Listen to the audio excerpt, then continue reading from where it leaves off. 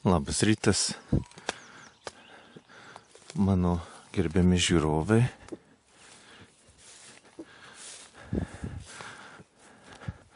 Išėjau pasivaikščioti į ankstyvą miškelį.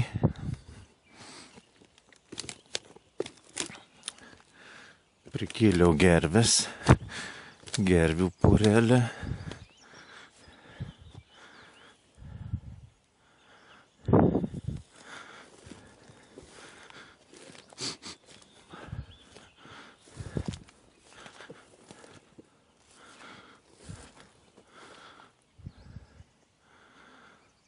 Čia labai per Lietuvą dabar tokia nauja mada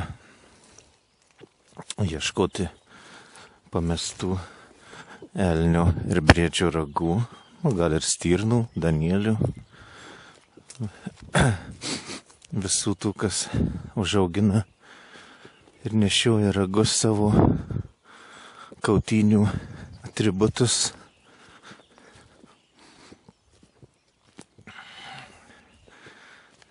Taip išėjau ir aš pasivaikščioti, pasižvalgyti.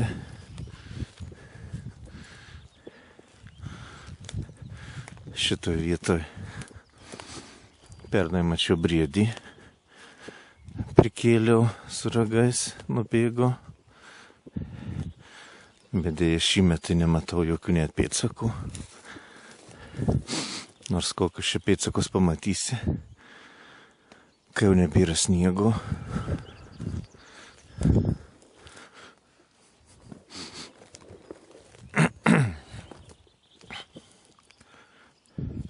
Štai klausykit, kaip ar girdisi, kaip aukštukai čiulba.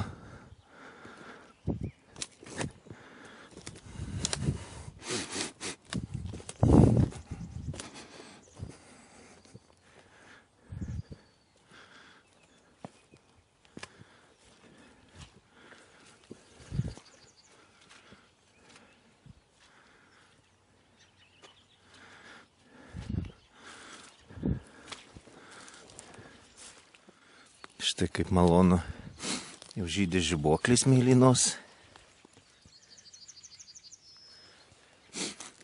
Vis dėlto kovo 23 diena. Reiks kur daugiau radus paskinti namo parnešti. O ir čia gojelis yra.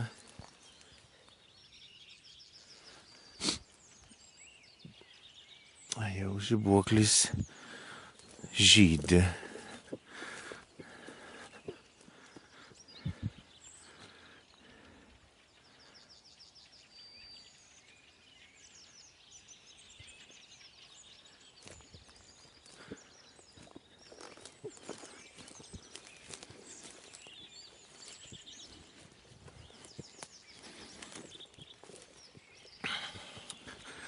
Kai esu prieš daugelį metų, prieš kokią 30 metų radęs nemažai elnių ragų.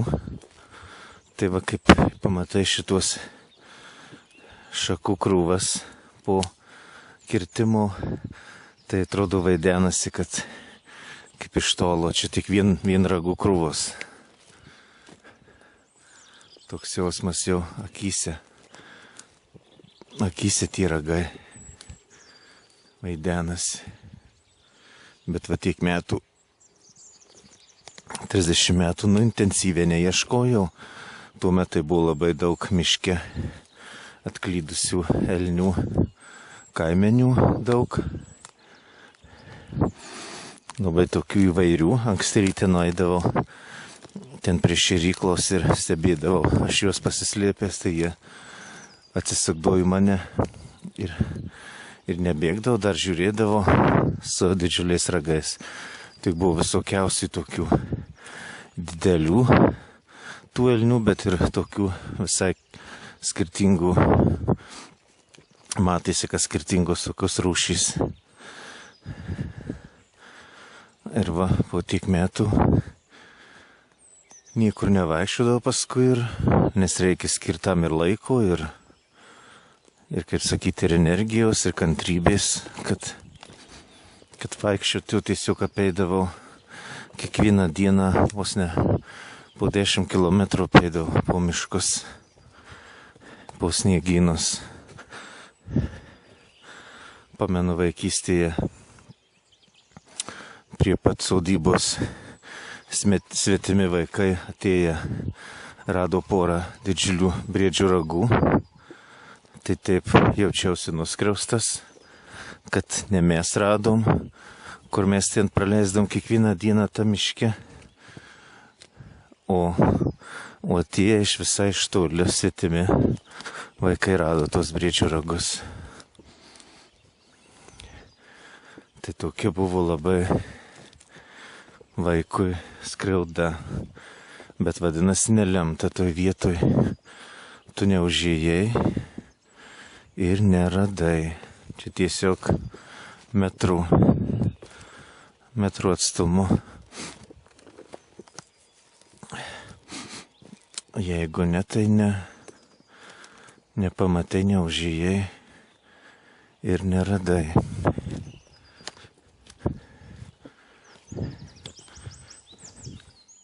Išėjau į laukymę, į pasėlius pasidairyti.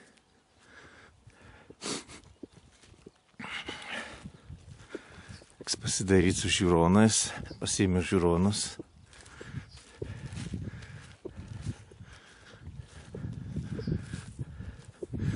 Bet dabar kiek akis užmatų dairausi, tai nieko nepastebiu. Bet tuoj bus pavojinga vaikščiot, nes jau šernai tuoj atsives savo šerniukų. Man teko sykį, kaip tais metais ieškojau ragų, tai užeiti visą šerniukų lizdą. Mano laimė, kad ten nebuvo šernys, jų motinos, tai galiu baigtis liūdnai. Tai aš greitai pasišalinau, tai buvo jau tokie nemaži šerniukai, paršiukai. Ten jau visas tuntas buvo. Ir aš pasišalinau. Teko girdėti iš senolių pasakojimų, kaip žmonės gyvenantys pamiškyje sumanė užsiauginti šerniuką, gal ir ne vieną dėl mėsos. Tai nuėjo, žinojo, kur tas lizdas, nuėjo su maišu tų šerniukų pasigriebti ir parsinešti. Ir ką jūs manot, atbėgo motina šernė,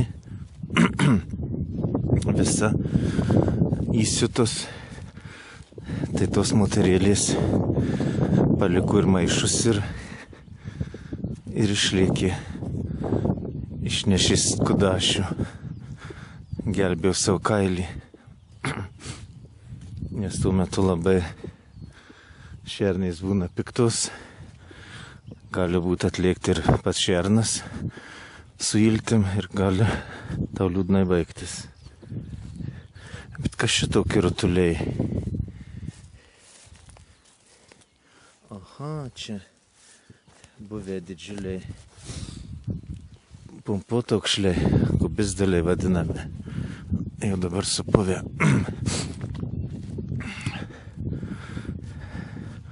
Buvo taip siveiliai jau dumblu, moliu. Jau sunku paeit. Tai toks geriau vaikščioti dar pašalus. Iki nuo vasario vidurio. Briedžių šiame miške mažai. Briedžiai meta ragus gruodžio mėnesį. Taigi, elniai vasario gale kovą, bet štai čia, kaip sakyti, Ar jų labai čia yra tų žvėrių šiais metais pas mus ar nėra. Tai čia neaišku, labai jie greitai migruoja, jie per parą nueina apie 50 km. Tai jie gali atsidurti visur. Labai neapsistoja vienoje vietoje, nebent yra jaukas, jos kažkas žiemą labai šeria šėryklose, tai jie ant to kvapo ir visi traukia. Štai laukai, dabar įsimsim žiūronus pasižvalgyti. Aha, ten tolumoje matau išlindusius elnius maitinasi ant pasėlių, porą elnių. Tiesa jau be ragų, o laukuose nieko nemačiau vertingo. Tai iki to miško kampelio mano buvo visada daug metų svajonė ten nukeliauti, pasižvalgyti. Tai va ten keliausiu. Štai eidamas per laukus radau kokį labai įdomų akmenį. Mane nuo vaikystės labai domina ir kaip sakyti, tokia archeologija, paleontologija, kur senos visokios akmenyje kriauklės. Tiek iš vyrų karjerose pamenu vaikystėje rasti labai daug keletas akmenėjusių kriauklių su augaliukų liekanom, bet dėja neišlaikiau. Kažkur nusimėti, tai labai gailiuosiu, kada teko net keisti šitose vietovėse, buvo žvyro karjeras rasti gintaro gabaliuką, kur buvo iškasta žvyras 4 metrų ir daugiau. Tai teko rasti gintaro gabalėlį, vadinasi, gintaro yra pasklidę kažkiek po visą Lietuvą ledynmečio būdu. Tai va, tokios įdomybės. Labai įdomu rasti kažkokį tokį akmenį. Dar turi tokį juodos spalvos, labai apvalų, tokį kaip atrodo nusvilintas atmosferos. Atrodo gali būti, kad tai meteorito gabalėlis. Tai labai įdomu būtų ištirti, ar ten tikrai meteoritas. Ir dabar po laukus va kaip dar nesužėlė pilnai želmenys, tai kaip tik labai vaikščioti ir ieškoti ne tik ragų, bet ir tokių senienų liekanų akmenų, visokių kriauklių suakmenėjusių. Tai labai irgi įdomus užsiėmimas. Aišku, tu čia neištrypsi tų pasėlių. Čia nesu traktorium važinėję. Žvėrys irgi išvaikščioja. Kad tu praeisi, tu nepakenksi tiem pasėliam.